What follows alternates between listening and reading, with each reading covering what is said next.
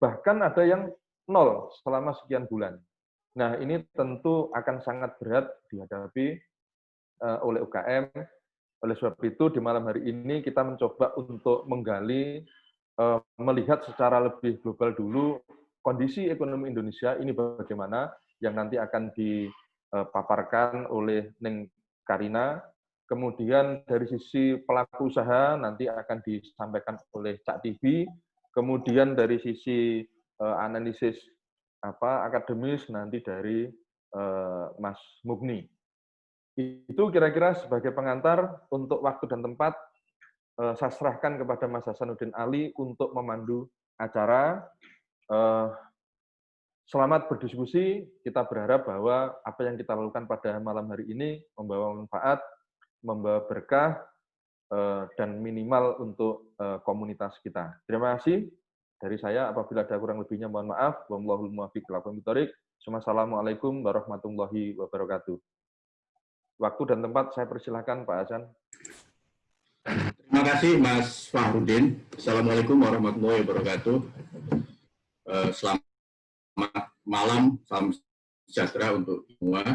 Jadi malam ini teman-teman sekalian istimewa karena pertama materi yang akan kita bahas malam ini sangat aktual ya, dan dampaknya juga saya kira akan sangat besar bagi masyarakat dan pelaku usaha lainnya.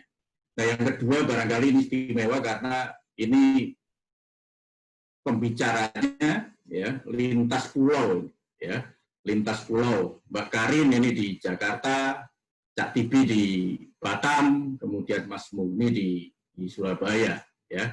Jadi ini Sumatera, kemudian Jakarta dan Surabaya bertemu di forum kita malam ini. Nah, saya akan memandu diskusi malam ini. Ya, diskusinya informal saja, tidak harus serius gitu ya. Nah, yang pertama adalah nanti flow-nya Mbak Karin akan menjelaskan tentang kondisi ekonomi hari ini. Ya, ini penting buat kita untuk membuka ya sebenarnya apa sih yang terjadi hari ini di ekonomi Indonesia. Karena kita tahu teman-teman semua COVID-19 ini bukan hanya krisis kesehatan, ya, tapi juga efeknya, dampaknya adalah krisis ekonomi. Ya. Kemudian nanti setelah Mbak Karin, nanti akan Cak Tibi yang akan melanjutkan. Nah, Cak Tibi ini boleh dibilang pelaku usaha yang tangguh, ya, sudah teruji di atas, di bawah, sudah roda itu sudah berputar, sudah melalui banyak rintangan dan cobaan, tapi tetap survive ya, survive sampai hari ini. Nah, kemudian nanti yang ketiga Cak Mugni sebagai akademisi nanti akan membedah kira-kira apa sih yang harus dilakukan oleh UKM untuk tetap bertahan di masa pandemi COVID ini. Langsung saja Mbak Karin. Mbak Karin ini adalah analis ekonomi di BI ya, di Bank Indonesia, kuliah statistik ITS, kemudian S2-nya di Australia National University di Australia ya, dan sekarang berkarir di BI ya. Silakan Mbak Karin, waktu 15 menit untuk memaparkan materinya. Ya, terima kasih Mas Hasan. Sebelum mulai, saya mungkin datang dengan disclaimer dulu, karena saya adalah analis ekonomi, dan kebetulan sekarang saya sudah jadi dealer, udah bukan lagi analis ekonomi. Maka nanti mungkin presentasi saya akan mengambil sudut pandang dari masyarakat kebanyakan kali ya, dengan ngelihat data-data ekonomi terkini gitu. Saya share screen saya.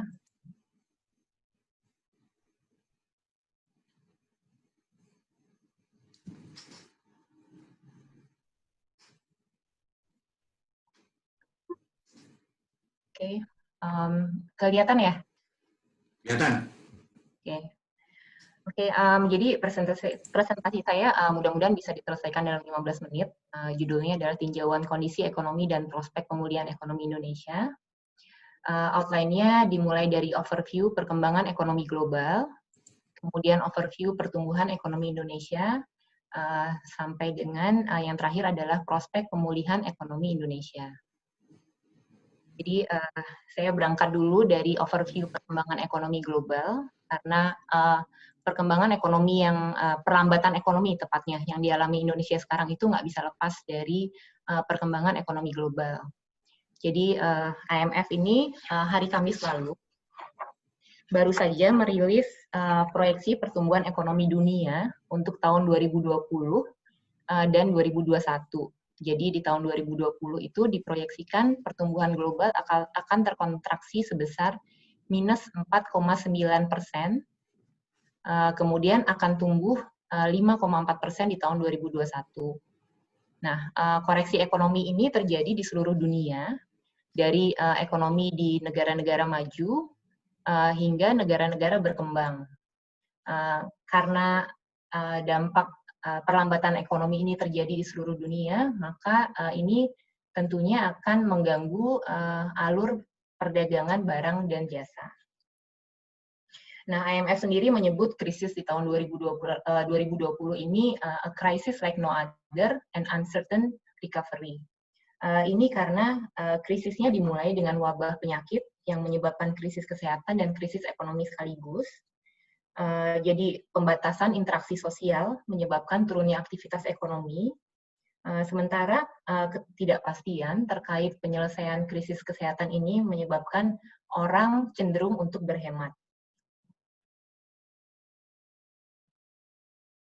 Di sini saya mengambil data dari beberapa negara aja, termasuk Indonesia di situ.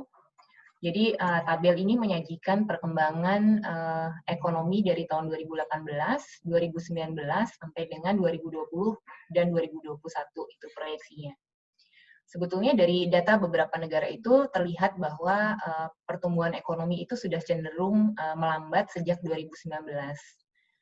Tapi kemudian di tahun 2020 dengan adanya pandemi COVID ini jadi bahkan terkontraksi. Di modelnya ini mungkin nanti teman-teman kalau yang ingin tahu lebih lanjut bisa lihat sendiri di publikasinya yang linknya saya sertakan di bawah. Jadi di modelnya IMF memasukkan asumsi perbedaan pertumbuhan ekonomi itu yang dipengaruhi oleh kondisi pandemi di setiap negara dan seberapa cepat kebijakan lockdown itu direlaksasi. Jadi kalau melihat dari beberapa negara ini, ada beberapa negara yang sudah membuka kembali ekonominya seperti Australia, kemudian Kanada, Cina, Prancis, Jerman, Jepang, dan Korea. Nah, tapi ternyata walaupun mereka sudah merelaksasi kegiatan ekonominya, berbagai indikator kegiatan ekonomi itu mengkonfirmasi bahwa pemulihan ekonominya masih tertahan, terutama dengan adanya potensi lanjutan dari pandemi COVID-19. Gimana dengan Indonesia? Indonesia sama. Kita ada data pertumbuhan ekonomi dari BPS yang menunjukkan bahwa perekonomian Indonesia itu sebetulnya sudah mulai tertekan oleh pandemi COVID-19 sejak triwulan 1 2020. Jadi kalau grafik yang atas ini menunjukkan laju pertumbuhan triwulanan secara year on year, itu kelihatan bahwa pada triwulan 1 pertumbuhan ekonomi Indonesia hanya tumbuh 2,97%, jauh di bawah triwulan 1 tahun 2019 yang besarnya 5,07%. Kemudian grafik yang di bawahnya ini menunjukkan siklus pertumbuhan ekonomi secara triwulanan, di mana memang siklusnya itu mestinya triwulan 1 masih agak lambat, kemudian tumbuh di triwulan 2, kemudian sedikit turun di triwulan 3, nanti turun lagi di triwulan terakhir. Biasanya siklusnya seperti itu, sehingga mestinya secara triwulanan di triwulan 1 ini tumbuh lebih tinggi daripada triwulan 4, tapi ternyata kemudian justru terkontraksi dari triwulan sebelumnya.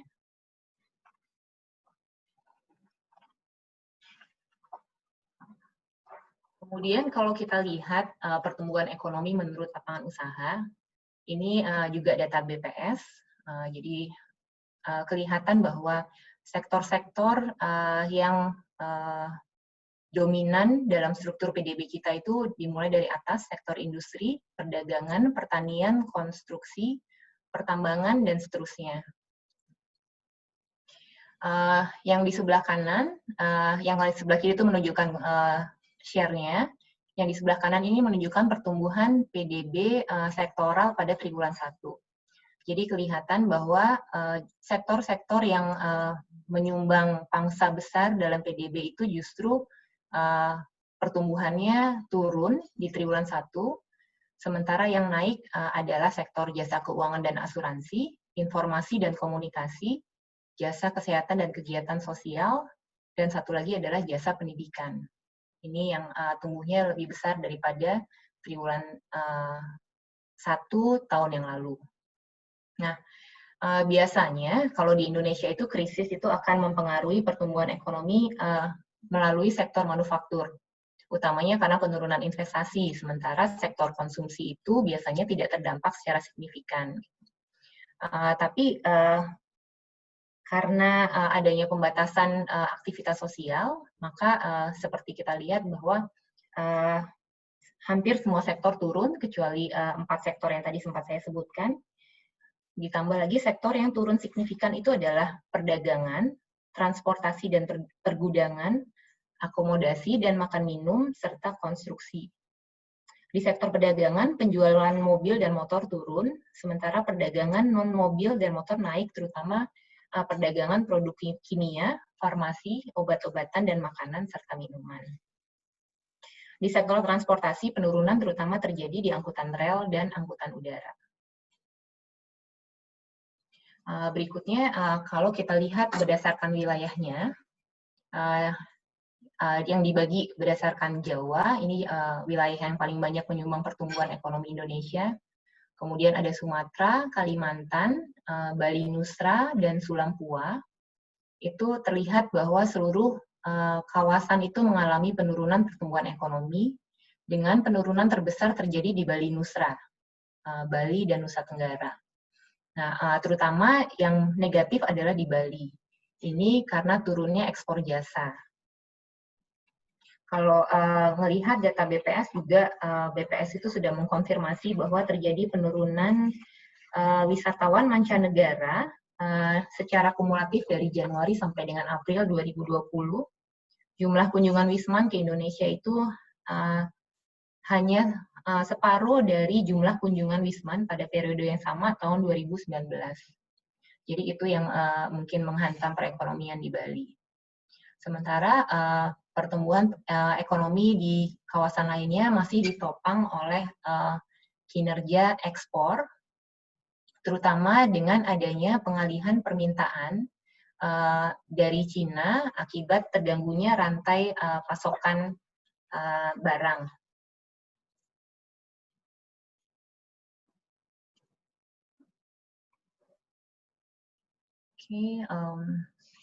Next-nya, kalau bicara ekonomi, kita juga perlu melihat tentang perkembangan inflasi. Jadi secara nasional, inflasi indeks harga konsumen pada triwulan 1 2020 itu tercatat 2,96%. Realisasi inflasi ini di seluruh daerah masih sejalan dengan sasaran inflasi nasional, yaitu 3% plus minus 1%. Gitu. Sementara di sini datanya sudah menunjukkan ada yang bulan April. Nah, bulan April ini di semua wilayah menunjukkan bahwa inflasinya juga akan turun seiring dengan permintaan domestik yang menurun. Jadi inflasi yang lebih rendah itu dipengaruhi oleh tekanan inflasi volatile food yang berkurang dengan adanya pasokan, kecukupan pasokan dan panen yang cukup berhasil. Serta satu lagi mungkin karena penurunan permintaan dari kelompok hotel, restoran, dan kafe. Inflasi inti cenderung stabil karena konsumsi masyarakat yang turun dengan adanya pembatasan aktivitas sosial. Kemudian kelompok administered price juga turun karena penurunan permintaan masyarakat. Dari ini saya menunjukkan survei keyakinan konsumen dari Bank Indonesia untuk menunjukkan tingkat keyakinan konsumen pada bulan Mei 2020. Ini data yang terakhir yang kita punya. Jadi survei ke konsumen BI bulan Mei 2020 itu menunjukkan keyakinan konsumen yang diwakili dengan IKK yang warna hijau ini turun dibandingkan bulan sebelumnya. Jadi di sini indeksnya kalau angka di atas 100 itu optimis, sementara di bawah 100 itu menunjukkan pesimisme. Maka penurunan keyakinan konsumen ini dipengaruhi oleh penurunan keyakinan terhadap kondisi ekonomi saat ini, sementara keyakinan terhadap ekspektasi ke depan itu masih di zona optimis meskipun juga turun dari bulan sebelumnya. Untuk men-summarize slide saya sebelumnya, jadi ke depan itu permintaan domestik dan ekspor diperkirakan masih akan tetap lemah, sehingga pemulihan ekonomi kemungkinan akan berjalan lebih lambat dibandingkan pemulihan ekonomi pada krisis-krisis sebelumnya. Mungkin teman-teman mungkin ingat, jadi kita pernah kena krisis yang sangat dalam tahun 97-98, sehingga ekonomi Indonesia itu terkontraksi minus 13%, tapi kemudian pulih dalam 2 tahun kembali ke level 4,9% di tahun 2000. Di tahun 99-nya sih emang masih 0,8% ya. Tapi di tahun ini, 2020 ini, kita kemungkinan di akhir tahun kan masih minus, dan tahun 2021 kemungkinan akan rebound ke level sekitar 5% juga. Sekarang tantangannya gimana supaya kita bisa pulih kembali. Ini pendapat saya, tidak merepresentasikan stance dari institusi yang tempat saya berkarya. Mungkin tantangan bagi Indonesia itu adalah mencegah korban jiwa yang lebih banyak dari pandemi COVID-19, kemudian menjaga daya beli serta tingkat kesejahteraan masyarakat, salah satunya dengan menjaga supaya tingkat inflasi tetap rendah. Yang ketiga adalah menopang konsumsi, terutama tingkat konsumsi masyarakat di kelas paling bawah dan kelompok rentan. Ini diantaranya adalah wanita yang bebannya bertambah dengan adanya pandemi COVID ini. Kemudian yang terakhir adalah memfasilitasi relokasi tenaga kerja dari sektor-sektor yang paling terdampak krisis ke sektor yang prospek pertumbuhannya lebih baik. Ini mungkin PR jangka panjang, tapi di kondisi seperti sekarang ini justru menjadi lebih penting karena kita lihat sendiri bahwa sektor-sektor yang terdampak itu justru adalah sektor-sektor andalan kita. Demikian mungkin yang bisa saya sampaikan, semoga tidak memakan waktu terlalu banyak, dan saya senang kalau misalkan ada pertanyaan atau masukan. Terima kasih.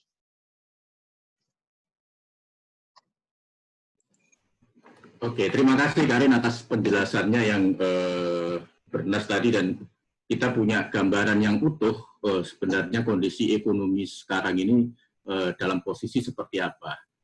Nah, buat sebelum ke Cak TV, buat teman-teman yang sudah ada di webinar, nanti kalau ada pertanyaan yang ingin diajukan, silahkan mengisi di Q&A ya, Q&A ditujukan ke siapa, terus baru kemudian pertanyaannya apa.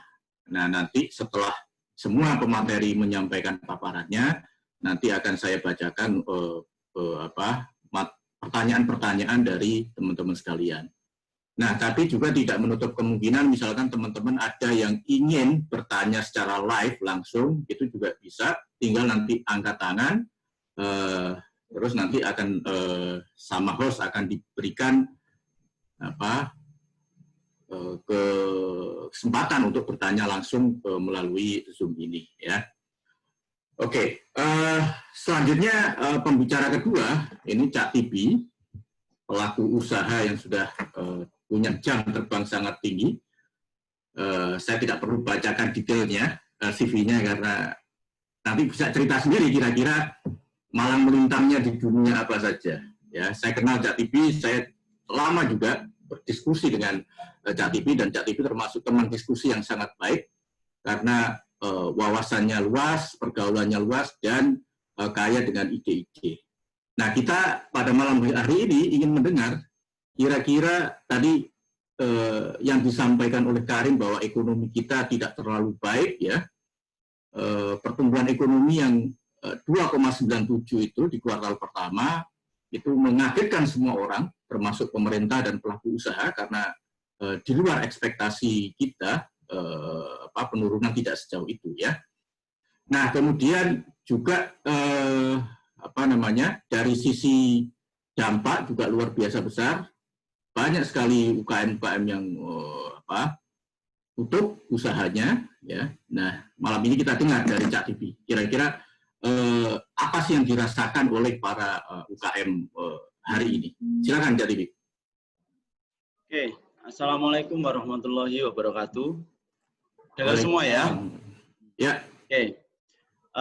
Terima kasih waktunya, sebuah kehormatan buat saya diundang oleh adik-adik. Karena sudah sama-sama alumni, jadi nggak boleh manggil adik, manggil Cak semua sama Ning. Oke.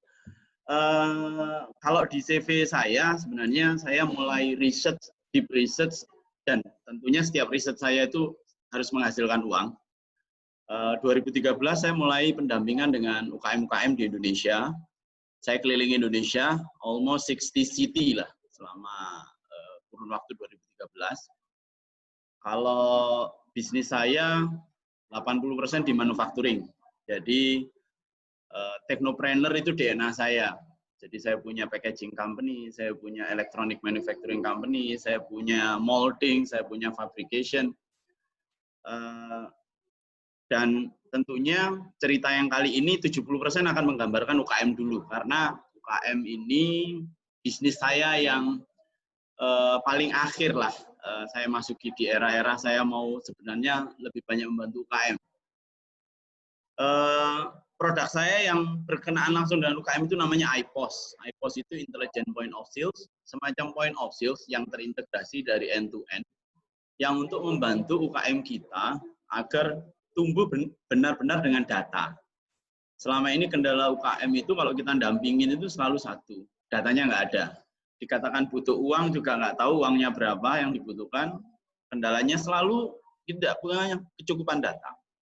Nah, COVID sebenarnya saya sudah ngendus Desember, karena jujur salah satu rekan bisnis saya related dengan Hubei, salah satu provinsi di Cina.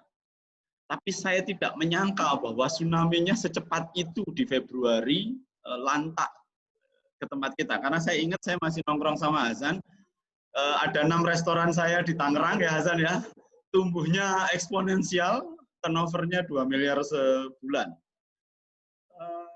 Lantak itu Hasan ya, jadi mohon maaf nggak bisa traktir dulu. Setelah masuk tsunami-nya itu awal Februari, sebenarnya data-data saya sudah bergerak cukup mengerikan. 70% saya tumbang dimulai Maret. Maret itu sudah 70% dimulai dengan Jabodetabek dengan pemberlakuan PSBB.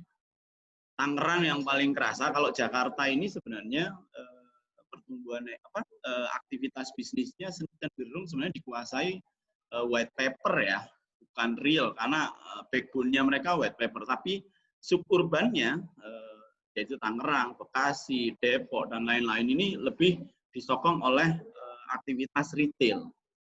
Nah, aktivitas retail itu operation based economy, di mana transaksinya itu harian, mereka hidup dengan aktivitas harian dan sangat dipengaruhi oleh aktivitas pergerakan dari penduduk yang dari Jakarta ke kota di luar Jakarta.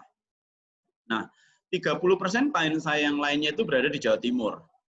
Alhamdulillah selamat semua. Kenapa? Ya tahu sendiri kan, Jawa Timur pantang dengan yang namanya aktivitas PSBB ya. 70%, jadi saya ini disokong kalau di bisa yang terakhir iPOS ini oleh klien-klien yang ada di Jawa Timur dan Indonesia lainnya. Karena yang paling kerasa, jujur memang teman-teman di Jabodetabek ya.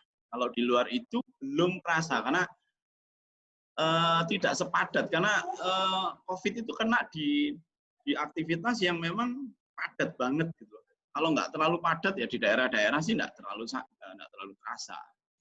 Nah, untuk itu saya melakukan beberapa modifikasi di modul-modul kita agar bisa membantu mereka recovery cepat. Tidak mudah tentunya karena memang di era COVID ini yang dibutuhkan sebenarnya bukan managerial knowledge, tapi lebih ke arah leadership knowledge. Dan ini sangat beruntung buat teman-teman PMII tentunya yang makanya kalau saya itu paling sedih kalau ada pengkaderan itu di bumi hanguskan gitu loh, apalagi BCS ya. Gitu. Ini kan produk-produk BCS kami.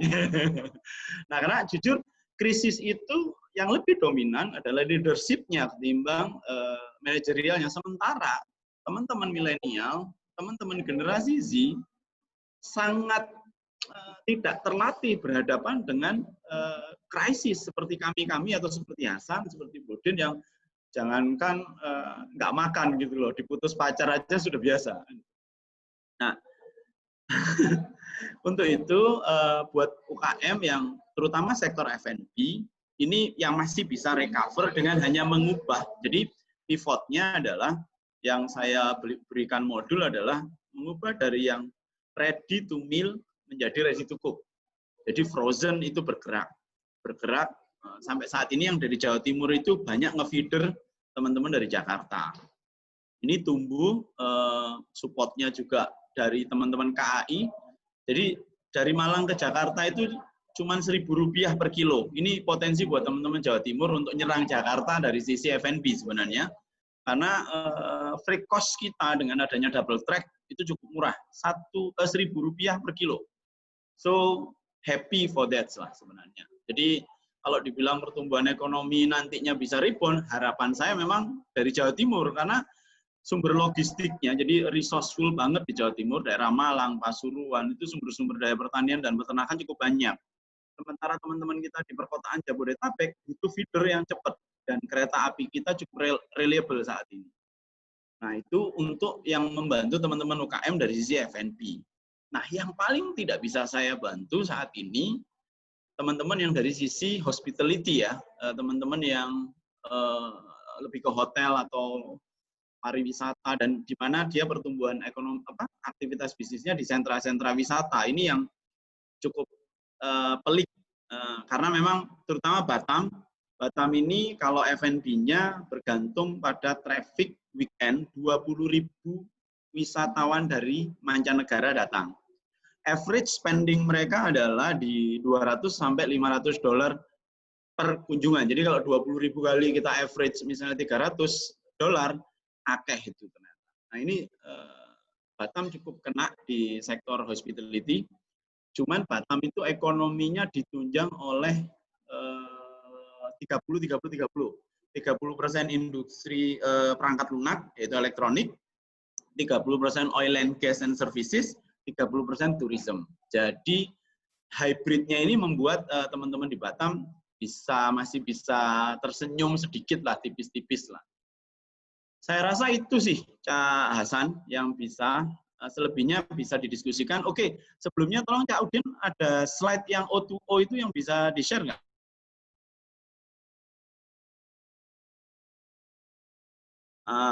Slide yang terakhir lah, Cak Udin. Ini kok yang PDF ya? Oke.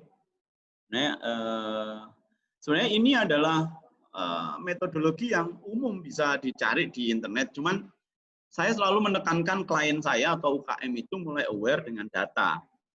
Dengan data, pivot akan mudah dilakukan karena kita bisa lebih intim dengan customer kita, audien kita. Nah, saat kondisi membaik, di mana jujur kalau di sektor F&B itu lebih mudah atau lebih senang sebenarnya konsumen kita itu dilayani. Orang Indonesia itu paling suka dilayani. Delivery itu mungkin Jabodetabek karena macet, tapi di Tangerang, Bekasi, dan lain-lain lebih suka sebenarnya klien-klien itu penikmat kuliner itu dilayanin ketimbang delivery. Nah, ini yang mumpung 1 tahun ini kita jujur akan berdamai dengan COVID, maka grab the data, gunakan data sepresisi mungkin untuk mendapatkan customer persona agar produk apapun yang bisa nanti diantarkan ke mereka bisa dinikmati dan pada gilirannya pelaku usaha UKM itu bisa survive pada kondisi apapun di kemudian hari. Jadi catatan yang terpenting, UKM sudah tidak boleh lagi anti terhadap data, terutama data digital yang terstruktur. Mulai dari awal bisnisnya harus berbasis data. Karena itulah saya campaign nggak lelah-lelah, UKM 4.0 itu adalah UKM yang melek data, dan sekarang itu murah teknologi itu. Oke, Cak Hasan, saya kembalikan. Semoga datanya jawab yang ciamik nantinya. Assalamualaikum warahmatullahi wabarakatuh. Waalaikumsalam warahmatullahi wabarakatuh. Waalaikumsalam warahmatullahi wabarakatuh. Terima kasih Cak Tibi. Sebelum ke Cak Mughni, ada mungkin sedikit pertanyaan buat Cak Tibi. Bisa di-share dulu. Kira-kira banyak sekali pendapat bahwa UKM ini bisa tertolong kalau dia bermigrasi ke online based activity, gitu ya. Nah, menurut Cak Tibi sendiri seberapa efektif dampaknya ketika memindahkan ya aktivitas berbasis offline tadi menjadi online? Oke, sebenarnya pemahamannya harus utuh ya, bukan online activity, tapi online ini sebagai semacam platform untuk mengantarkan produk yang memang harus disajikan secara offline. Tidak semua aktivitas itu yang online itu ansik online sebenarnya kan. Cuman cara ordernya yang online, barangnya tetap harus offline. Nah, sebenarnya yang harus diperlakukan oleh teman-teman UKM itu sudah punya database pelanggan sebagai intangible asetnya. Supaya pakai channel apapun, mau online, mau offline, bisa ke persona customer base-nya. Jadi, sudah tidak lagi diperdebatkan apakah harus online atau offline, dua-duanya nanti akan tetap dibutuhkan. Jalur logistik tidak bisa purely online, karena jujur 80% aktivitas bisnis kita masih offline banget, Mas. Yang online itu baru bisa di Jabodetabek. Kenapa? Memang supportingnya ada, tapi kalau di luar itu, di Sumatera, Kalimantan, masih belum, jauh dari itu. Makanya, clue-nya adalah mulai dari awal UKM harus punya data intangible asetnya, yaitu pelanggannya. Gitu, Mas. Oke, menarik. Oke, teman-teman, Cak Tibi ini kalau semakin ditanya, keluar semua itu ilmunya. Jadi, teman-teman kalau mau bertanya silahkan ditulis di Q&A ya, baik untuk Mbak Karin maupun untuk Cak Tibi nanti, ditulis sekarang juga boleh ya. Tadi Cak Tibi mengatakan bahwa salah satu kunci penting ya UKM hari ini adalah leadership ya. Leadership itu menjadi salah satu faktor penting menghadapi krisis ya, krisis apapun, apakah krisis ekonomi atau krisis sosial dan lain-lain. Nah, sekarang kita masuk ke pembicara ketiga, ya, Cak Mughni. Beliau ini adalah dosen teknik industri di Universitas Trunojoyo. Beliau alumni teknik industri ITS, kemudian juga kuliah S2 di Inggris kalau tidak salah ya. Silakan Cak Mughni, waktu 15 menit, monggo. Ya. Assalamualaikum warahmatullahi wabarakatuh. Dengar ya? Ya. Minta tolong admin slide-nya. Bentar. Sambil nunggu, saya perkenalkan, saya selain dosen Trunojoyo juga sejak tahun 2010 sepulang dari Australia mendirikan SMA Studies and Technological Advocacy Center atau SMESTA Center. Jadi sudah berkecimpung mencoba mendalami dan mempelajari, melakukan banyak studi mengenai UMKM sudah sejak lama. Jadi terus kemudian sekarang tergabung dengan teman-teman UMKM naik kelas di Jawa Timur. Kemarin ada gerakan dari ICSP untuk melakukan pendampingan UMKM terdampak, dan di situ cukup punya banyak pengalaman yang menarik sekali dengan UMKM. Belum muncul, Cak? Sudah muncul? Lali nama ininya. Ya.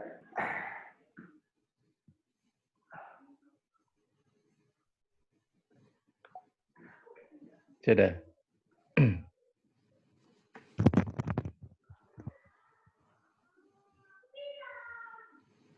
Duh. Saya lambatin ini, Rek. Sorry, Cardi. Ini lambat ini. Bantu Cardi barangkali. Minta tolong ya. Jadi langsung aja tak awali dulu.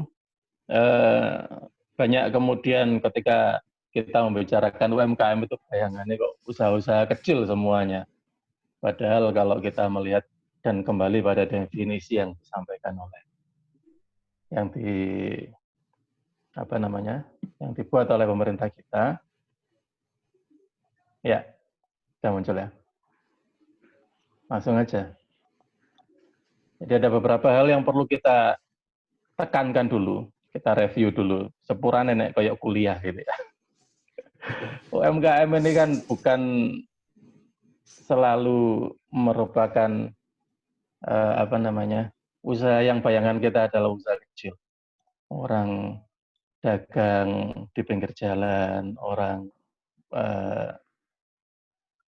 bikin rujak di pinggir jalan atau kemudian bikin kerajinan yang kecil-kecil gitu. Omset sampai 50 miliar pun masih termasuk dalam UMKM. Dan menjadi sangat seksi karena 99% usaha di Indonesia itu adalah UMKM. Kalau saudara lihat angka di sebelah kanan itu. Jadi usaha atau industri besar itu cuma sedikit sekali.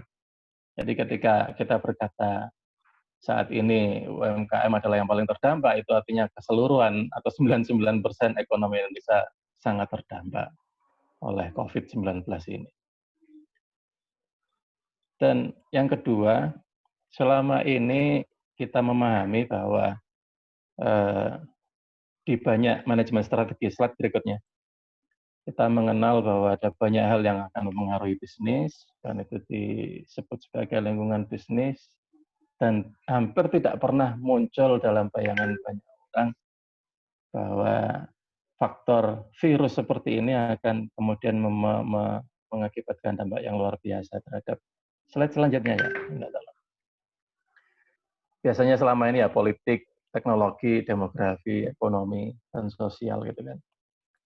Yang paling banyak dibicarakan selama ini adalah driver teknologi, terus kemudian demografi, munculnya kelas menengah baru, terus kemudian dari driver demografi dan teknologi itu kemudian berimbas pada ekonomi, daya beli yang tinggi, terus kemudian sharing ekonomi dan sebagainya. Semua driver ini sudah banyak dibicarakan. Tapi kemudian munculnya pandemi ini tidak banyak dibicarakan. Mungkin 5 tahun yang lalu di videonya Bill Gates itu sudah dibicarakan. Jadi lanjut slide berikutnya ya.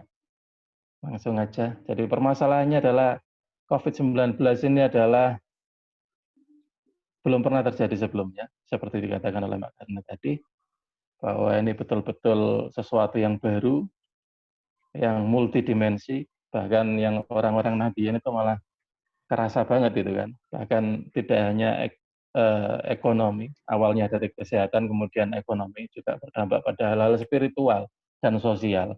Jumatan nggak bisa, tahlilan online, dan lain sebagainya. Dan ini yang disebut sebagai Black Swan event, yaitu sesuatu yang sebelumnya tidak terpikirkan oleh orang sebelumnya. Saya suka gambar ini karena terlihat tangguh. Kita harus berpikiran positif bahwa efek domino dari COVID ini bisa di-handle suatu ketika nanti kita bisa melewatinya, dan harus bisa melewatinya. Jadi yang terjadi di slide berikutnya itu sudah banyak disampaikan di mana-mana. Secara global, itu ada banyak sekali yang dianggarkan oleh pemerintah masing-masing negara dalam penanggulangan dan menghadapi COVID-19 ini. Totalnya sampai 9 triliun dolar seperti itu. Dan juga banyak ekonom yang juga mengatakan bahwa tahun 2020 ini adalah tahun yang hilang gitu kan, missing year, tahun yang hilang secara ekonomi itu banyak sekali yang sudah nggak ngitung lagi kita harus tumbuh seperti apa, tapi paling nggak bisa bertahan aja sudah sangat bagus. Nah, masuk ke dalam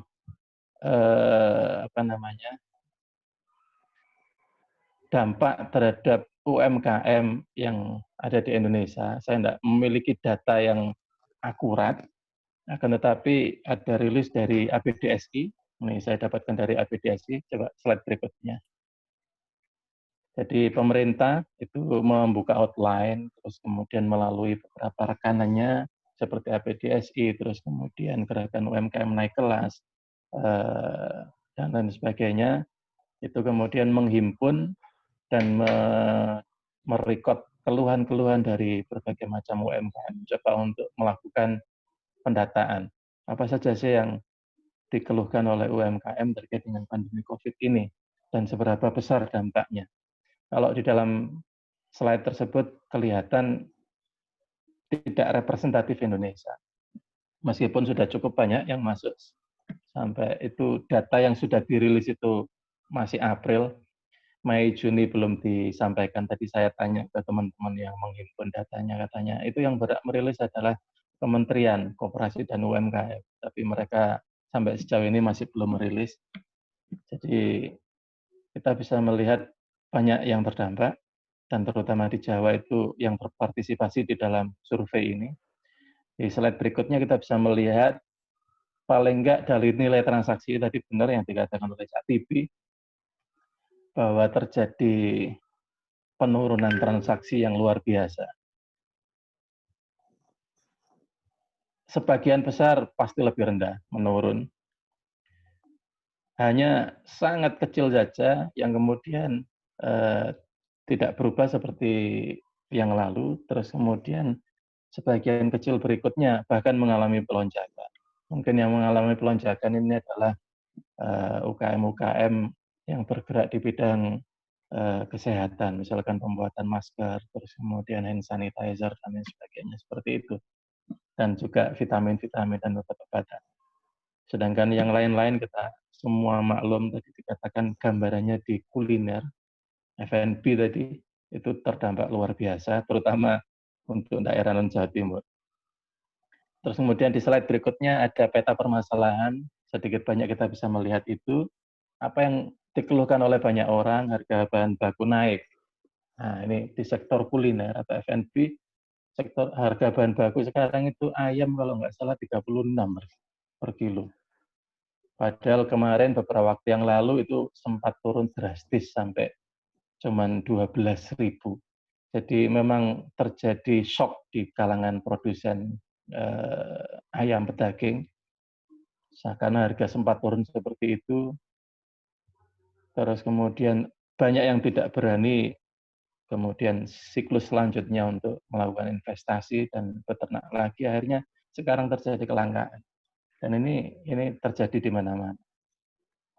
Bahan baku sulit didapat karena impornya kecil, yang kedua bahan bakunya menjadi terbatas. Ya sama saja, bahan bakunya terbatas. Karena kesulitan dengan adanya PSBB dan lain sebagainya. Kemudian pengiriman bahan baku sangat tergantung dan lain sebagainya. Ini adalah permasalahan UMKM yang dikeluhkan berdasarkan survei tadi. Kita hanya melihat sedikit saja permasalahan yang terjadi.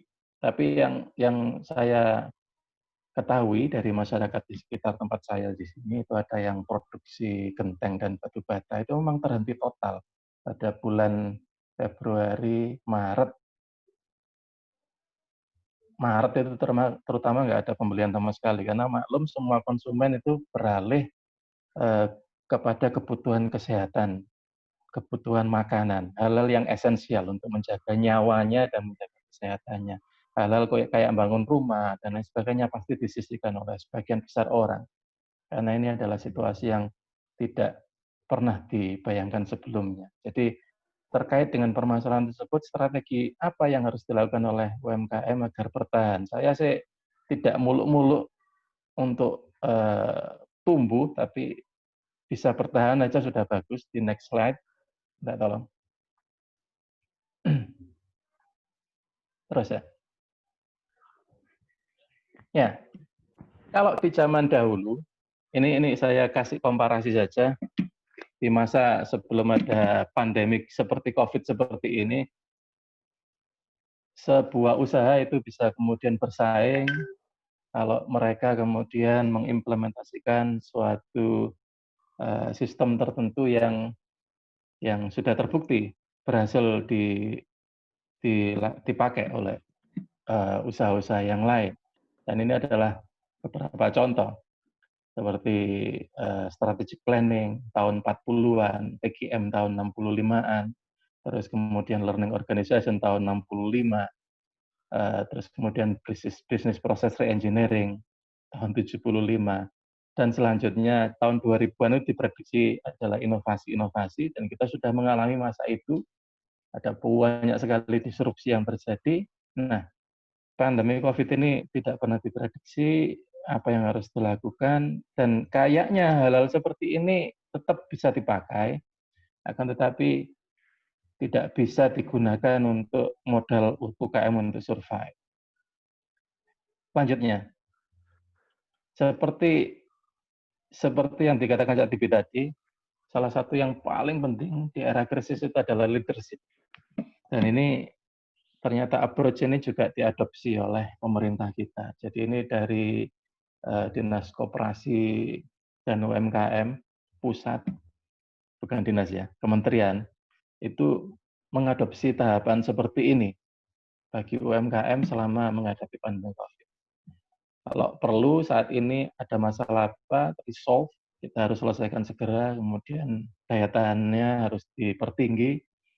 Jadi dalam jangka pendek, apa saja tanggungan-tanggungan yang kita punyai itu harus segera diselesaikan atau direnegosiasikan, dan selanjutnya sampai kita bisa memahami situasi baru seperti ini. Dan data itu sangat penting sekali. Dan untungnya, ini juga untungnya, karena semuanya dipaksa untuk melek digital dengan keadaan seperti ini. Meskipun tidak bisa aplikabel untuk semua hal, tapi saya membayangkan ini adalah awalan yang bisa digunakan oleh UMKM untuk kemudian mengawali, merapikan data yang dimilikinya. Jadi kalau semuanya digital bisa tercatat, apalagi kalau menggunakan aplikasi-aplikasi seperti banyak aplikasi point of sale yang bagus-bagus, selain juga punyanya Cak Tibi tadi. Terus yang kedua, yang bagi saya, menurut saya, itu adalah slide berikutnya. Ya. Ini yang harus dilakukan. Slide berikutnya. Ya, semua UMKM itu punya beberapa karakteristik. Yang pertama, karena dia sudah sudah jalan, disebut usaha, dia pasti sudah eksis, sudah mulai, sudah pernah berjualan atau sudah pernah memproduksi. Terus yang kedua kecil. Coba kacau slide-nya kayaknya. Yang kedua dia itu kecil ukurannya, biasanya kecil ramping, terus kemudian tidak terlalu besar. Terus kemudian dia punya jejaring paling tidak dengan konsumennya, dengan suppliernya. Terus resikonya relatif lebih kecil. Tapi ini adalah potensi. Potensi ini tidak akan bisa menjadi apa-apa kalau kemudian tidak dirubah menjadi hal-hal yang sifatnya adalah aktif. Jadi kalau kita membayangkan benda berada pada ketinggian tertentu, karena gaya gravitasi dia memiliki energi potensial, tapi kalau dia tidak di-trigger dengan sesuatu, dia tidak akan bisa menjadi apa-apa, ya sepancetai tetap saja di situ berhenti dan tidak menghasilkan apa-apa. Tapi kalau dia di-trigger, kemudian dia mengalami percepatan dan pergerakan, maka dia bisa dirubah menjadi banyak hal, bisa dirubah menjadi energi listrik, bisa dirubah menjadi energi mekanik dan lain sebagainya. Itu yang saya maksud dengan kinetisasi. Jadi menjadi dari energi potensial menjadi energi kinetis. Dan untuk menjadi seperti itu, katalisnya adalah mindset entrepreneurship dan juga kemudian kemauan untuk melakukan pembelajaran secara berkelanjutan. Slide berikutnya. Jadi ini adalah framework besar saya buat UKM untuk merubah potensinya menjadi daya aktifnya. Ini saya sepakat dengan saran Bang Sandiaga Uno dan juga banyak sekali pakar-pakar ekonomi yang lain, bahwa karena situasi seperti ini adalah seperti teritori yang belum pernah terjamah, belum pernah dijelajahi oleh manusia, dalam hal ini adalah para pelaku usaha kecil menengah, maka yang namanya kalau orang bepergian ke tempat yang tidak pernah dikunjungi, maka yang harus diperbanyak adalah uang cash atau sangunya harus diperbanyak. Ya. Jadi harus segera update rencana bisnis. Jadi kalau dulu pernah membuat perencanaan strategis bisnisnya 1 tahun ke depan, itu seperti apa dan lain sebagainya, itu pasti sudah tidak relevan lagi. Dengan adanya penurunan transaksi, penurunan daya beli masyarakat, penurunan penjualan, kesulitan kenaikan harga bahan baku, dan lain sebagainya, itu pasti sudah tidak lagi relevan rencana bisnis yang dulu dibuat sebelum masa krisis. Jadi harus membuat rencana bisnis baru. Dan yang kedua harus agak pragmatis, tidak boleh terlalu panjang-panjang, short term saja. Kewajiban-kewajiban yang kita miliki kepada rekan-rekan kita, misalkan pada supplier, kepada distributor, kepada lender dan lain sebagainya, itu harus dipenuhi. Harus dipastikan bisa dipenuhi. Dengan cara bagaimana? Karena tidak bisa diharapkan terlalu banyak untuk meningkatkan sales, agar kemudian kita memiliki cash, maka yang strategi yang paling banyak dan paling sangat memungkinkan itu adalah cost reduction program atau pengurangan biaya. Jadi segera sisir semua aktivitas bisnis Anda itu, mana yang bisa dihemat, mana yang tidak diperlukan segera di-cut saja. Saya berbicara proses bisnis ya, jadi bisa menggunakan skema BPR, bisa menggunakan skema-skema yang lain.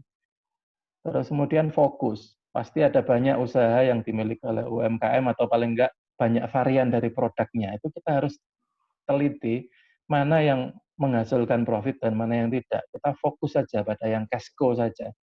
Jangan yang kemudian potensial. Kalau ini saat ini memang belum dikenal, memang saat ini masih merugi, kita harus pertahankan dulu.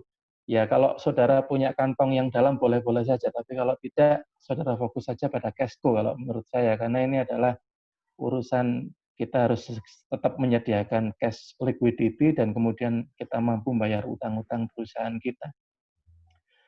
Ini yang saya maksudkan restrukturisasi tata operasional organisasi ini dengan BPR, liabilitas kalau bisa direnegosiasikan ulang, bahkan dengan supplier Anda, dengan distributor Anda, dengan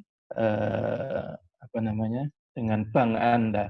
Kalau bisa dinegosiasi ulang, direstrukturisasi ulang, pembayarannya diperlunak dan lain sebagainya harus dilakukan itu. Karena semakin kita punya cash yang dikelola dengan baik, itu semakin baik dengan situasi seperti ini. Kalau perlu, kalau ada portofolio yang tidak profitable, ditutup aja saat itu. Ya, ini yang pertama.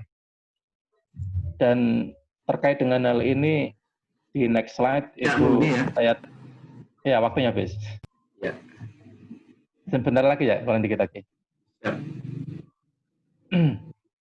Ini dibaca nanti aja, silakan. Yang bisa dimanfaatkan. Terus kemudian yang kedua adalah adaptasi terhadap new normal.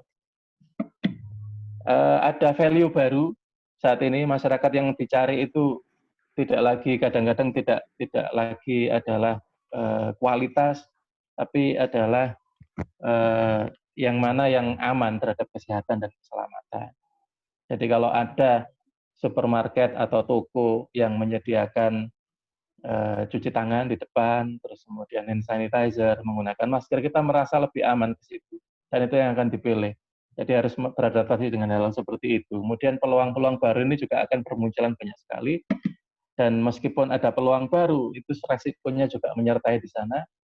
Dan ini saya kesulitan menemukan bahasa Indonesianya, saya gunakan aja embrace, memeluk digitalisasi. Ini jangan dibayangkan kemudian seperti yang dikatakan Cak Tibi tadi, semuanya harus pakai e-commerce, terus kemudian marketplace dan lain sebagainya. Tidak harus seperti itu. Di tempat saya seperti ini, desa saja itu punya grup WA, bukan grup WA, punya grup Facebook, Bahkan ada juga yang punya grup WA. Antara satu orang dengan orang yang lainnya itu menawarkan berbagai macam barang dan jasa. Ada yang menawarkan ayam, ada yang menawarkan daging bekecot, ada yang menawarkan lele, ada yang menawarkan berambang, ada yang menawarkan jahe dan lain sebagainya. Ada yang masakan siap saji. Jadi di lokal-lokal itu menarik sekali. Komunitas ini adalah new normal yang harus segera dipahami oleh orang-orang dan pelaku bisnis ya. Ke yang 2 slide berikutnya, Cak. Ini menarik. 2 slide berikutnya ini nggak usah. Langsung aja berikutnya. Ya. Karena semuanya hampir dilakukan secara online, ini adalah tren baru yang harus segera ditangkap peluangnya. Ini terjadi pelonjakan permintaan terhadap hal-hal baru. Contohnya webcam. Webcam itu saat ini juga laris manis. Banyak orang yang laptopnya ternyata kameranya jelek, mau beli webcam. Ada banyak kegiatan yang dilakukan secara Zoom dan online. Terus kenapa kok saya mengatakan kelas menengah baru, ekonomi altruisme? Lah ini menarik sekali.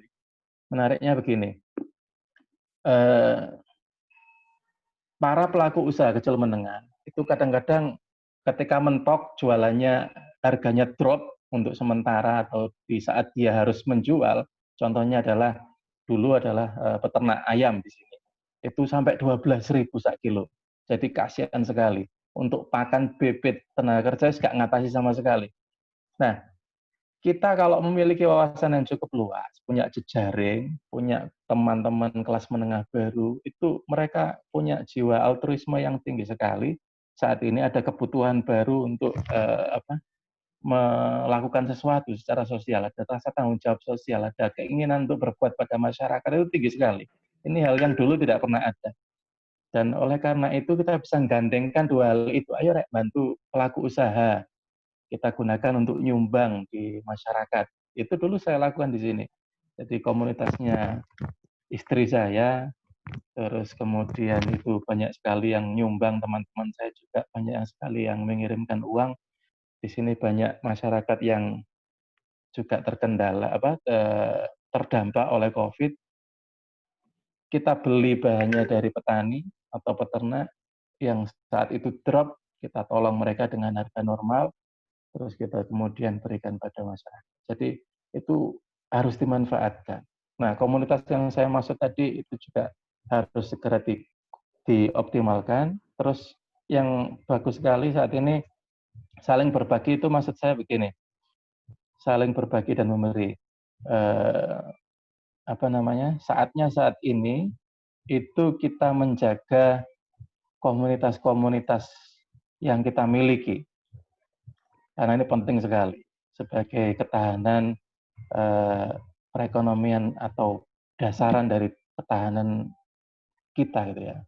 Jadi itu bisa digunakan untuk membantu kita di bidang pendanaan, di bidang distribusi. Jadi silaturahmi itu penting sekali. Terus memberi itu juga termasuk juga sharing ilmu yang dimiliki seperti Cak Tipi tadi, Mbak Karina tadi, dengan forum-forum seperti ini yang saat ini sangat trending. Banyak sekali webinar yang bisa diikuti. Dan ini menuju slide terakhir saya, karena ritme kerja melambat, karena demand-nya menurun di slide selanjutnya. Waktu yang kita miliki lebih banyak, kita banyak yang juga kelas menengah ini banyak yang WFH, work from home, maka gunakan waktu ini untuk itu tadi yang dilakukan, menelisik usaha kita, terus kemudian melakukan refleksi, terus kemudian kita investasi waktu yang kita miliki untuk meningkatkan diri kita. Meningkatkan diri kita melalui upgrading, ikut webinar ini, bahkan kursus online gratis dari universitas-universitas terkemuka di dunia dan Indonesia juga banyak tersedia di masa COVID ini. Ini ada berkat terselubung bagi kita, punya banyak waktu, nggak perlu perjalanan ke kantor, nggak perlu kemudian transaksi dan demand menurun, itu digunakan, manfaatkan, dan konversi waktu ini dengan sebaik-baiknya. Saya sendiri di sini sebagai pengalaman pribadi itu juga belajar banyak hal-hal baru, belajar aquaponik, belajar nyablon, dan lain sebagainya. saya pikir semua orang harus mampu belajar itu. Dan terakhir, pelaku UMKM itu ada banyak kendala memang. Mereka tidak punya data, seperti dikatakan Cak TV. Tadi siang juga saya mendengarkan dari Pak Herman Kartajaya. Mereka agak ngerti branding, kadang-kadang bingung pemasaran. Jadi memang sangat banyak kekurangannya, dan ini adalah waktu yang tepat dan banyak sekali kesempatan untuk improve. Ini yang perlu saya tekankan. Kalau ada para pelaku UMKM mendengarkan webinar. Jadi itu saja dari saya. Terima kasih atas waktunya. Mohon maaf agak kelamaan. Kayaknya dosen. Saya akhiri. Assalamualaikum warahmatullahi wabarakatuh. Kita lanjutkan nanti. Waalaikumsalam warahmatullahi wabarakatuh. Waalaikumsalam warahmatullahi wabarakatuh. Terima kasih Cak Mugi. Jadi presentasi yang sangat menggugah saya kira, dan malam ini kita mendapatkan perspektif yang bagus, perspektif yang makro dari yang tadi disampaikan oleh Mbak Karin, kemudian Cak Tipi memberikan perspektif tentang kondisi UKM hari ini, ya, kemudian Cak Mugi menutup dengan beberapa inisiatif dan langkah yang harus dilakukan oleh UKM Indonesia untuk bertahan. Sebelum masuk ke tanya jawab, saya ingin menyapa beberapa teman yang sudah hadir. Ada Cak Tony di sini, pegiat ekonomi di sektor kelistrikan, ya. Terus ada Mas Ahmad, itu juga pegiat UKM. Kemudian ada Mas Arif Widya, ya, seorang profesional perusahaan mining yang top Indonesia. Terus juga ada Mas siapa ini? Mas Suhari, ya, Mas Suhari, profesional di perusahaan otomotif di Surabaya, ya, temannya Mbak Karin. Oke, sebelum kita bertanya, ini di kesempatan ini juga hadir Cak Legi, ya, dari Ponorogo.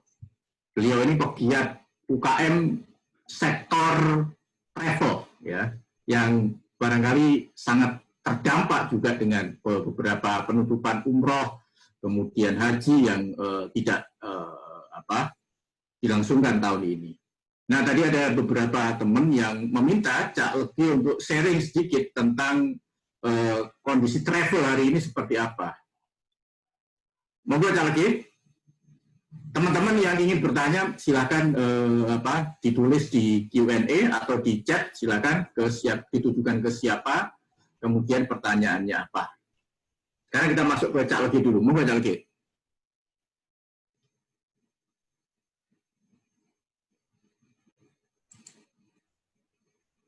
Unmute.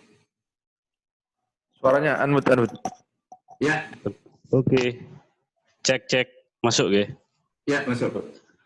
Oke, terima kasih atas waktunya. Selamat malam sahabat-sahabat semuanya. Sebenarnya malam ini saya maunya jadi pendengar aja, karena terus terang gara-gara corona ini saya tidak tahu masa depan bisnis terutama yang saya geluti ini seperti apa, karena kabarnya pariwisata terutama bagi para pelaku-pelaku bisnis perjalanan wisata ini katanya tidak akan pernah bisa kembali normal lagi. Ya, ini pertanda baik atau pertanda buruk, makanya saya juga lagi bingung. Baik, sahabat-sahabat semuanya, saya tidak tahu, dari pemaparan dari para narasumber kita yang luar biasa ini, satu komentar saya cuman terbengong-bengong betapa hebatnya beliau-beliau ini yang mencoba melakukan terobosan-terobosan dan terbukti sukses. Gitu. Malam ini kita berhasil mendapatkan banyak ilmu dari beliau-beliau ini. Akan tetapi yang selalu jadi ganjalan pertanyaan, terutama saya yang hidup di desa ini, kampung saya di Ponorogo, nun jauh dari pusat ibu kota. Sebenarnya UMKM ini seberapa besar sih? Ini pertanyaan yang ditujukan kepada, tidak tahu kepada siapa ini yang paling cocok untuk menjawab. Masa depan atau prospek dari UMKM ini seberapa besar dia tergantung pada kondisi kebijakan pemerintah. Karena terus terang yang saya rasakan hari ini, begitu pemerintah melakukan kebijakan, terutama pemerintah Arab Saudi, dalam konteks ini adalah perjalanan umroh dan haji, tiba-tiba kemudian menutup dan tidak tahu sampai kapan itu akan dibuka lagi. Ini jelas secara otomatis sudah tidak ada pergerakan sama sekali. Maka inovasi semacam apapun rasa-rasanya tidak akan bisa mampu menembus kebijakan itu kalau kaitannya dengan perjalanan umroh dan haji. 100% kita hanya menunggu kebijakan pemerintah. Nah, apakah kondisi-kondisi semacam ini juga dialami oleh UMKM yang lainnya? Artinya bahwa kontinuitas bisnis itu sangat bergantung pada kebijakan pemerintah. Itu satu. Yang kedua, kalau dari sisi bisnis secara umum, saya pikir kepastian itu menjadi, dalam tanda kutip, menjadi prasyarat mutlak ya. Prasyarat mutlak untuk bisa masuk dalam area kompetisi. Dan sebaliknya, ketidakpastian itu menjadi ancaman yang paling serius bagi para pengusaha, saya pikir. Saya tidak ingin menambahkan apa-apa karena saya posisinya juga lagi belajar. Saya cuma ingin tanggapan dari beliau-beliau para narasumber kita. Demikian aja yang mungkin bisa saya sampaikan. Cak Hasan, saya kembalikan waktunya, monggo. Terima kasih Cak Legi. Ya, sektor pariwisata menjadi salah satu sektor yang paling terdampak. Ya.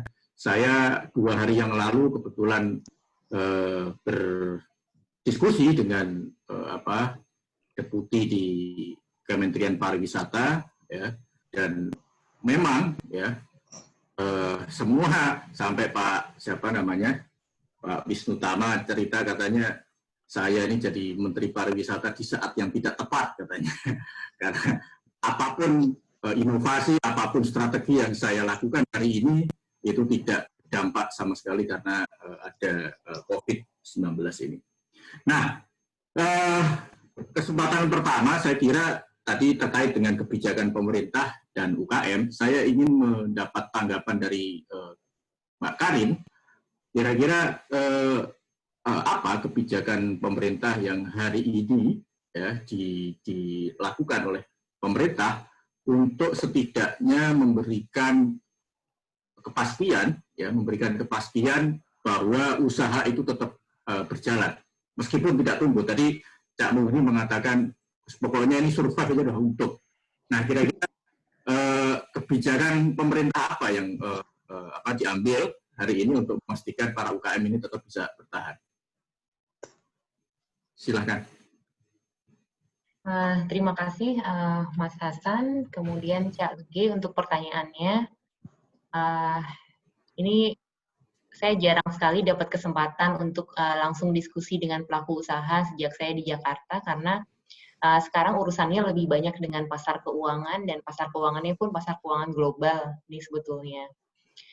Jadi mungkin pertanyaan saya tidak akan bisa menjawab secara komprehensif, tapi tadi seperti yang disampaikan oleh Mas Muhni, pemerintah di seluruh dunia itu dengan adanya krisis ini sebetulnya masing-masing melakukan sesuai dengan porsi masing-masing institusi ya.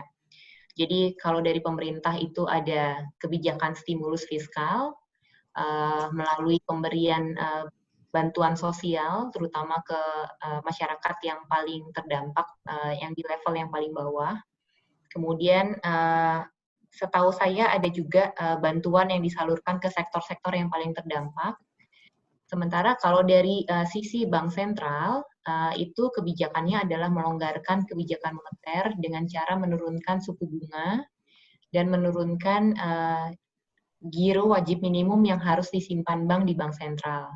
Jadi ini untuk mengurangi keketatan likuiditas di perbankan, sehingga perbankan itu bisa mengatur kebutuhan likuiditasnya dengan lebih fleksibel. Karena kebetulan saya dari Bank Sentral, jadi mungkin kurang bisa menjawab langsung. Cuman setahu saya kalau di seluruh dunia itu tadi ada potensi PDB yang hilang 9 triliun, secara global pula seluruh pemerintah di seluruh dunia itu udah mengucurkan stimulus besarnya 10 triliun gitu.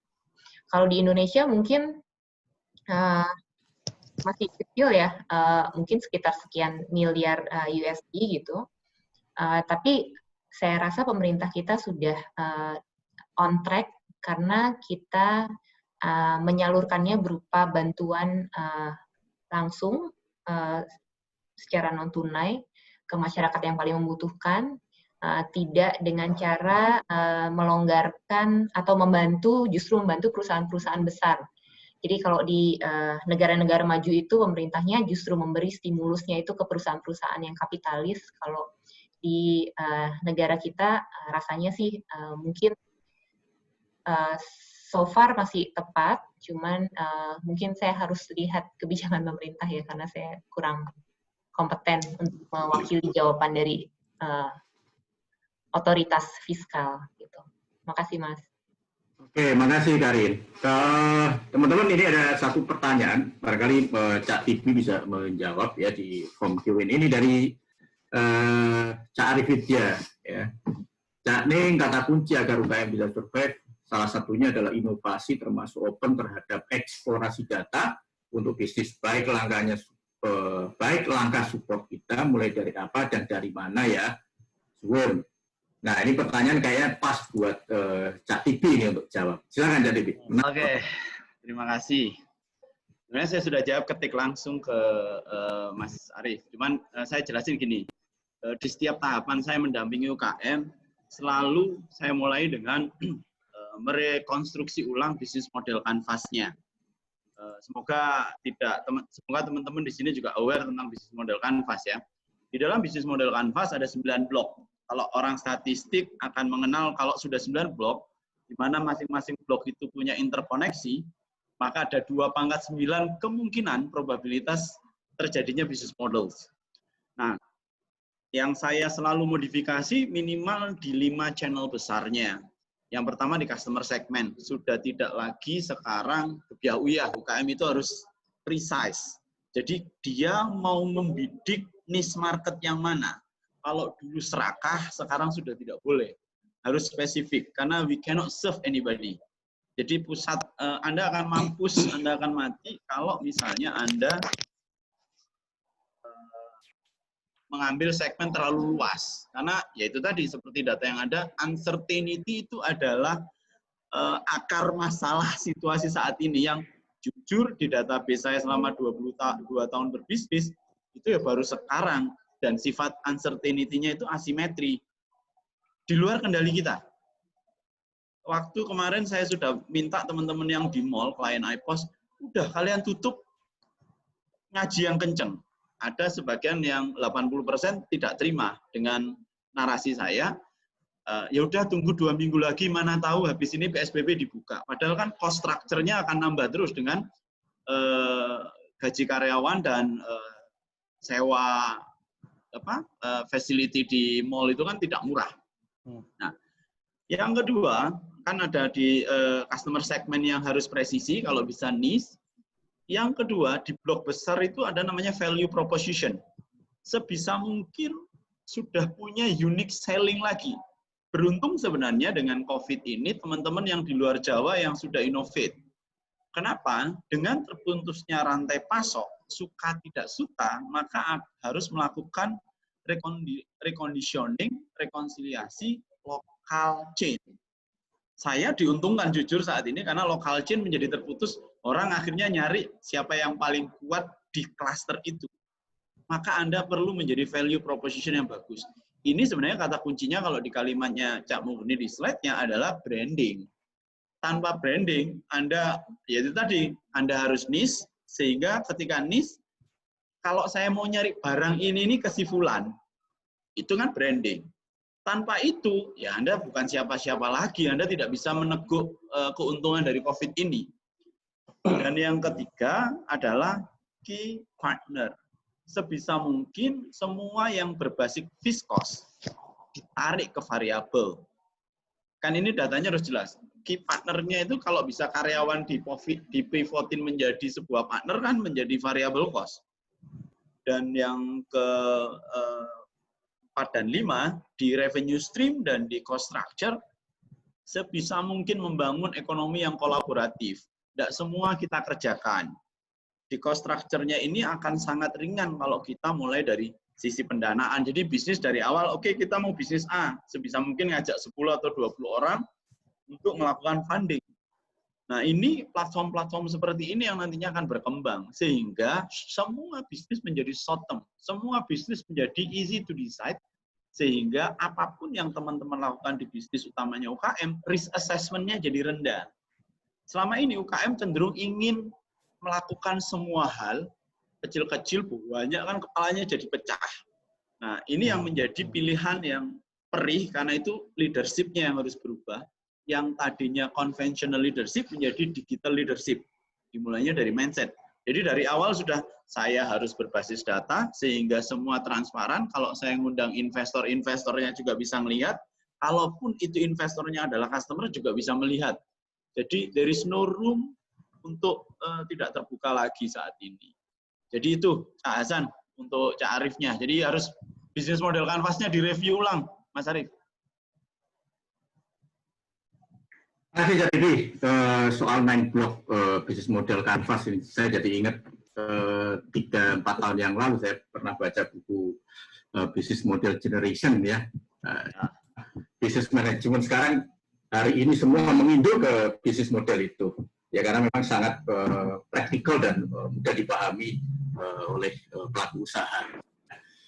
Oke, di sini juga sudah hadir di peserta kita ada Mas Abdul Rohim, ya, Pemret CTV yang sudah hadir di acara kita. Terima kasih Mas Rohim untuk kesediaan hadirnya. Kalau mau bertanya silahkan nanti kita kasih akses untuk bisa bicara di sini. Oke, teman-teman sekalian ada beberapa pertanyaan ini dari Mbak Safira di UNESA, ya, untuk Ahmad Murni atau Cak Tibi, boleh dua-duanya. Langkah apa yang sebaiknya diambil untuk mendukung pelaku UKM di sekitar kita yang masih benar-benar awam dalam branding, ya, pemasaran secara online dan lain-lain, untuk mempertahankan usaha agar terus jalan? Apa yang harus ditekankan? Nah, siapa ini yang mau, Cak Murni atau Cak Tibi? Kayaknya Cak Murni dulu deh. Ya, Cak Murni, silakan. Ayo, tandemnya pas. Kemarin itu saya terlibat dalam gerakan yang dilakukan oleh UMKM naik kelas, pimpinan Cak Samsul dari Surabaya, yang melakukan pendampingan ke UMKM terdampak. Waktu saya kontak 3 UKM yang ditugaskan pada saya itu yang ditanyakan langsung ke saya itu, Cak, akan ada bantuan apa dari pemerintah? Jadi mindset-nya itu sudah langsung bantuan dari pemerintah. Itu kebanyakan orang mau ngisi formulir itu karena berharapnya ada bantuan dari pemerintah. Tapi menariknya begini, artinya Google Form, formulir yang dibuat oleh gerakan UMKM naik kelas itu kemudian dapat respon dari pelaku UMKM. Meskipun motivasi awalnya adalah ingin mendapatkan bantuan dari pemerintah. Yang jelas akan kesulitan kalau kita nggak punya binaan dulu. Gitu ya. Makanya platform Lunas yang dibuat oleh UMKM naik kelas itu di internet saat ini sudah ada, di aplikasi juga ada. Itu mengumpulkan pendamping, mengumpulkan pelaku usaha kecil menengah, itu enak sekali. Jadi ada pendataan, terus kemudian kita tahu masalahnya, baru kemudian kita bisa kasih saran.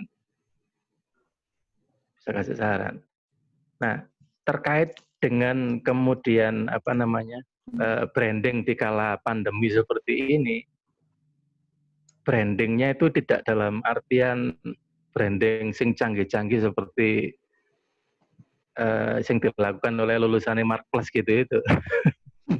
Brandingnya itu intinya samain oleh order gitu kan. Di tempat di mana ada pertarungan dan persaingan lokal-lokal seperti itu. Seperti kata Cak Tibi tadi. Di tempat Anda, siapa sih yang paling dipercaya bikin ini, dan lain sebagainya. Atau bahkan kalau makanan, yaitu enak-enakan atau murah-murahan. Jadi memang sudah berubah sekali. Orang pengen hemat, orang pengen sehat, dan orang pengen pengen apa? Cepat, dipercaya, hal-hal seperti itu. Responsif ketika ditanyai. Jadi di lingkungan saya sendiri sini, satu desa itu punya grup Facebook dan tiap hari itu memang dipersilakan semuanya kalau mau jualan, menawarkan barang dagangannya itu ada seperti itu. Dan saya lihat drivernya itu sampai saat ini itu masih harga kalau di tempat saya. Dan ini juga akan berlaku di banyak tempat yang lain. Jadi yang mana yang paling murah, bodoh-bodoh berambange gitu kan, kualitasnya gak kacek. Bodoh-bodoh ayame, kualitasnya gak kacek. Jadi kalau branding itu ya, kalau menurut saya, kalau harganya sudah mirip-mirip itu ya, Anda ya yang cepat pengirimannya. Kalau ditanyai responsif, itu branding yang cukup untuk situasi saat ini. Kalau untuk tingkatan-tingkatan lokal, kalau untuk tingkatan yang lebih tinggi lagi, saya kira itu juga sama. Jadi human relationship-nya itu harus tetap dijaga dengan rekanan.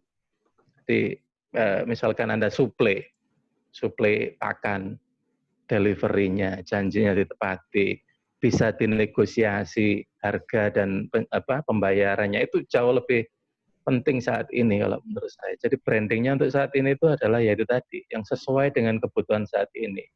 Yang itu harus kita baca. Jadi jangan tidak seperti branding yang kita bayangkan sampai mereknya itu putting image in somebody's mind gitu kan. Kalau branding teorinya itu kan ngomong sepeda motor paling irit kabeh kepikiran Honda. Bukan seperti itu kalau saat ini. Kalau menurut saya ya memang dikenal sama orang dan memang jadi rujukan. Sering-sering ini posting. Kalau dari sisi pendamping ke UMKM-nya ya, jadi kita harus mendalami dulu permasalahannya, terus sektor yang digelutinya seperti apa, terus kemudian dicoba arahkan sasaran pasar yang pas untuk saat ini. Kalau sudah pas semuanya seperti itu, baru kemudian nilai-nilai tambah yang bisa menjadikannya berbeda dari pesaingnya itu yang kita coba eksplorasi, terus dicobakan. Jadi itu kalau dari saya, Cak Hasan. Makasih. Semoga bisa menjawab. Oke, terima kasih Cak Mukti. Ada beberapa pertanyaan lagi yang ditanyakan. Misalnya dari Mas Nun ya. Mau tanya apa yang telah dilakukan oleh pemerintah kepada pelaku UKM untuk membangkitkan lagi gairah sektor UMKM. Tadi barangkali sudah dijawab oleh Mbak Karin ya tadi beberapa yang sudah diberikan oleh pemerintah terhadap pelaku UKM ya. Nah, di sini juga sudah hadir ini Mas Sugeng Siswanto, teman kita. Terus kemudian ada siapa lagi nih? Ada Mas Ziki ya. Terus kemudian ada Mas Muhtadin ya, pakar robotika dari ITS ini yang kemarin meluncurkan robot untuk di rumah sakit Raisa ya, Raisa. Nah, itu salah satu teman di Tekno juga, salah satu peneliti di Tekno juga. Oke. Saya kira sudah jam 21.30 ya. Ada pertanyaan dari teman-teman yang lain? Ini dari Mas Huda ya, dari Mas Huda. Jika tadi disebut Cak Muni dan Cak Tibi, jika tadi disebut bahwa leadership menjadi kunci dalam situasi krisis seperti ini, dalam tataran praksis dalam konteks UMKM ini, apa yang harus dan bagaimana leadership ini? Silakan Cak Tibi, soal leadership ini. Ini menjelaskan leadership itu sebenarnya gampang-gampang susah ya. Tapi cara sederhananya sebenarnya bagaimana melatih insting Anda. Jadi kalau saya itu selalu bilang, kebetulan saya di 2 komunitas besar di Indonesia, di TDA, di 5.0, itu saya menjadi direktur keanggotaan. Jadi ada 27.000 anggota yang kita urus. Kemudian sekarang di ICSP saya juga jadi Vice President yang ngurusi keanggotaan juga. Kayaknya spesialis database gitu loh. Nah, pada dasarnya untuk tahu soal leadership apakah seseorang capable atau enggak di entrepreneur. Jadi entrepreneurship itu, saya cuman identifikasinya 3. Bahwa UKM itu, atau si fulan, atau laki-laki atau perempuan harus minimal punya 3 kriteria. Dia harus smart. Smart itu pandai melihat peluang. Leadership yang saya maksud seperti ada 3 ini. Smart, jadi pandai melihat peluang, bukan IP-nya yang bagus, karena saya yakin yang laki-laki ini IP-nya jelek semua yang di samping saya ini, kecuali Mugni atau Karin ya. Kalau saya jelek banget lah, jangan tanya IP saya. Jadi smart dalam ini pandai melihat peluang. Yang kedua adalah hunger. Hunger itu adalah lapar. Jadi selama ini jadilah UKM yang ya ingin makan sebanyak-banyaknya, karena memang situasi saat ini mengharuskan Anda untuk menjaga likuiditas. Dan yang terakhir, no hard feeling. Jangan baperan kalau jadi UKM. Jadi leader itu nggak boleh baperan. Potong, marengono gak setuju, gak terima kalau warganya nggak mau pakai masker. Kan ini baperan. Itu ditujukan ke siapa itu maksudnya? Makanya UKM ini UKM. Jadi UKM itu kalau leadership-nya sudah tidak baperan, sudah hunger, sudah no hard, jadi sudah smart, ini sudah menjadi modal untuk bisa survive di era COVID atau bahkan new normal sekalipun. Nah, tantangannya adalah orang Jawa itu lemah di trigger yang terakhir, no hard feeling itu. Baperan, gak iso anak-anak ini. Kadang-kadang diutangi mau nagih susah, kan gitu. Harusnya kan nagih itu kan never ending story kalau di dalam bisnis, kan itu. Pak Hasan, Pak Udin, udah nagih belum? Udah cair semua? Yang smart ini, sekarang gunakan sensor Anda, bahwa sensor kehidupan Anda, apa di sekeliling Anda yang bisa menjadi peluang. Sudah tidak lagi pada proses idealisme, aku ini jagonya ngingu, bisnisnya rujak saja, kok tiba-tiba nyerempet jadi rujak yang lain. Selama tagline-nya rujak gobet, rujak gua, ya disikat aja.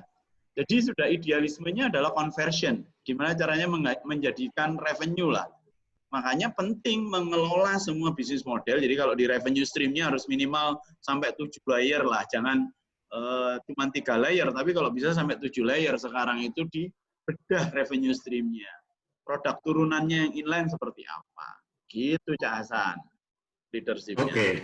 Jadi saya jadi teringat, Cak Brudin itu sering diskusi sama saya. Pilihan menjadi entrepreneur itu pilihan terakhir. Karena IP kita kecil, jadi tidak diterima di mana-mana, akhirnya terpaksa jadi jadi entrepreneur yang terpaksa gitu ini. Ya. Tapi saya sangat suka dengan ada satu pepatah yang mengatakan bahwa menjadi entrepreneur itu bukan pelari sprinter.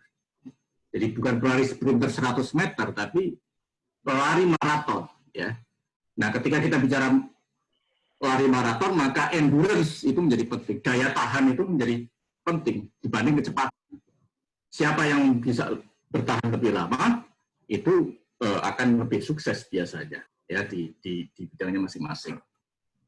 Oke, ini waktu sudah agak malam, tapi pertanyaan masih terus datang. Saya kira Hasan, siap. Saya mungkin sedikit pengen menyampaikan sesuatu ke Mas Tibi ini. Sebentar, nanti Pak Brudin terakhir. Pak Brudin terakhir ya, karena saya tahu yang mau ditanyakan Pak Brudin apa. Oke, saya kira closing statement ya, 1 menitan dari 3 pembicara, terus nanti baru kemudian Pak Brudin saya kasih kesempatan untuk bicara. Silakan Mbak Karin 1 menit untuk closing statement. Terima kasih Mas Hasan dan teman-teman semua. Juga dengan para partisipan di webinar ini, saya terus terang merasa belajar banyak. Mungkin selama ini saya cuma berhubungannya dengan sesama ekonomis atau kalangan yang cenderung jarang menyentuh UMKM. Di sini saya belajar banyak banget. besar harapan saya bahwa ekonomi ke depan itu bisa pulih. Saya sih yakin bahwa entrepreneur di Indonesia itu cukup kreatif. Tadi sempat ngintip ada pertanyaan kapan ekonomi akan kembali normal, kemudian ini terutama untuk bisnis furniture gitu ya. Kalau tadi belajar cepat dari Mas Tibi, kalau ngelihat di sosial media kan sekarang itu sebetulnya orang juga cepat banget karena mereka semua, kebanyakan ya, kalau yang di Jakarta itu kerja dari rumah. Itu hasrat untuk menghias rumah supaya cukup representatif ditampilkan di webinar atau di Zoom meeting itu kan cukup besar. Jadi mungkin kalau pengusaha furniture bisa beralih atau tadi katanya menurut Mas Tibi pivot ke gimana caranya bikin furniture yang mendukung keinginan orang-orang itu gitu untuk menampilkan rumahnya secara lebih enak dilihat. Mudah-mudahan kita bisa melalui krisis ini dengan baik, semuanya sehat-sehat, usahanya juga tetap lancar. Sekali lagi terima kasih atas undangannya buat saya. Wassalamualaikum warahmatullahi wabarakatuh. Waalaikumsalam warahmatullahi wabarakatuh. Silakan Cak Tibi. Makasih Karin. Oke. Closing statement-nya, ini kalau di slide saya di offline selalu saya tulis change is the only constant. Kata ini adalah kata tipping point saya di tahun 98 waktu saya hadir dengan tim-tim SAP. Jadi di slide yang paling besar itu change is the only constant. Bahwa yang konstan itu adalah perubahan. Maka buat teman-teman UKM sebenarnya berbahagialah dengan COVID ini. Jadi unconditional happiness. Kenapa? Karena Anda mengalami COVID atau mengalami krisis di sebuah negara yang kaya banget. Saya udah keliling, ya mungkin kalau dunia mungkin baru setengahnya lah, belum sampai ke kutub-kutub gitu kan, karena adem saya nggak suka dingin. Kehangatan yang saya sukai. Nah, Indonesia ini kaya banget. Saya bilang, kalau teman-teman belum ngerasain keliling Indonesia, alhamdulillah saya sudah keliling ya. Jadi Anda tidak perlu khawatir dengan COVID ini. Karena apa? Negara Anda itu resourceful. Kalau jujur saya berharap, ya ini adalah normal yang diinginkan sebenarnya. Tinggal kita mencari keseimbangan baru. Kita harus berubah mindset-nya. Anggap saja di celah-celah ini, ada begitu banyak opportunity yang dulu dikungkung dan dikangkangi oleh belahan bumi lain.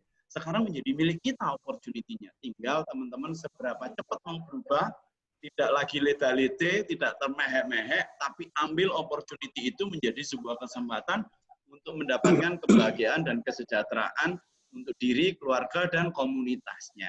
Dari saya itu Cak Hasan. Assalamualaikum. Waalaikumsalam warahmatullahi wabarakatuh. Terima kasih Cak TV. Cak Murni, silakan. Nutup ini susah. Jadi begini, seperti katanya Cak Lontong, belajar dari maling itu. Kalau ada satu pintu tertutup, pintu yang lainnya terbuka.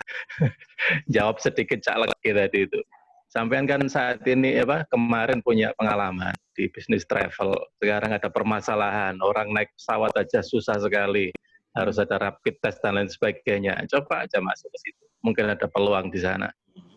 Kalau yang pariwisata tadi di berbagai tempat memang agak susah sekali. Tapi kalau model-model kayak kebun binatang itu sebenarnya memanfaatkan meningkatnya altruism. Orang Indonesia itu termasuk di dunia adalah orang yang paling suka berderma. Itu bisa digunakan juga. Jadi misalkan dibangun CCTV gitu kan. Jadi orang bisa virtual ke zoo. Tapi kalau zoo ini bagus sekali. Kalau yang scenery atau alam itu susah sekali di inovasi. Kalau kebun binatang itu sudah diaplikasikan di banyak tempat. Di London Zoo itu sudah ada seperti itu. Orang memberikan donasi. Jadi tidak lagi tiket tapi donasi. Itu juga menjadi bisnis model yang lain. Seperti tadi dikatakan Cak Tibi, jadi di bisnis modelnya itu, di revenue stream-nya, coba tiga lagi. Kira-kira ada apa di sana? Bisa enggak? Sedikit saya geser. Di sisi sini bisa apa enggak? Dan sebagainya. Jadi jangan pesimis, dan saya yakin keuletannya teman-teman itu sudah teruji. Dan semoga saja dengan adanya COVID ini menjadi menjadi hikmah yang tersembunyi, ada hikmah yang tersembunyi memaksa kita untuk kemudian sangat serius dalam menggali model bisnis, terus kemudian melakukan usaha, terus kemudian terdata dengan rapi. Jadi ajakan dari teman-teman alumni statistika untuk semua harus berbasis data, semua harus presisi, ini akan menjadi realita. Jadi itu saja dari saya, mohon maaf kalau ada yang kurang. Terima kasih teman-teman Tekno mengundang saya. Saya akhiri. Assalamualaikum warahmatullahi wabarakatuh. Waalaikumsalam warahmatullahi wabarakatuh. Akhirnya saya harus mengakhiri diskusi kita kali ini. Sekali lagi terima kasih. Saya ada satu pepatah yang dari beberapa teman UKM, menyerah bukan pilihan. Semoga teman-teman UKM tetap sukses dan produk-produknya semakin sukses di pasaran. Lalu yang ke Kak Brudin untuk sekaligus tadi mau ada yang ditanyakan ke Kak Didi. Terima kasih dari saya. Wassalamualaikum warahmatullahi wabarakatuh. Waalaikumsalam warahmatullahi wabarakatuh.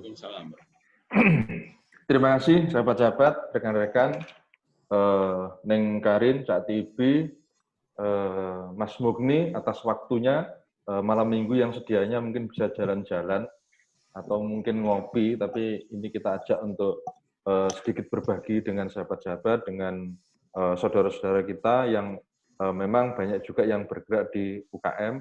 Kemudian ada juga peserta yang dari dosen, juga mahasiswa dari UNESA, yang memang kebetulan memang concern di masalah UKM. Terima kasih telah bersedia berbagi. Dari kami sebagai penggiat dari diskusi Tekno Institute, mohon maaf apabila ada kurang lebihnya. Terkait pertanyaan dengan Cak Tibi, nanti saya diskusikan dengan internal Cak Tibi saja. Itu saja dari saya. Terima kasih atas waktunya. Sekali lagi, sahabat-sahabat, nanti setelah ini bisa kita lanjutkan untuk kita mengagendakan diskusi yang akan datang. Mungkin bisa jadi dengan tema yang masih sama, karena banyak hal yang mungkin perlu kita kupas lebih jauh, secara lebih detail. Itu saja. Terima kasih. Assalamualaikum warahmatullahi wabarakatuh. Waalaikumsalam warahmatullahi wabarakatuh. Waalaikumsalam warahmatullahi wabarakatuh.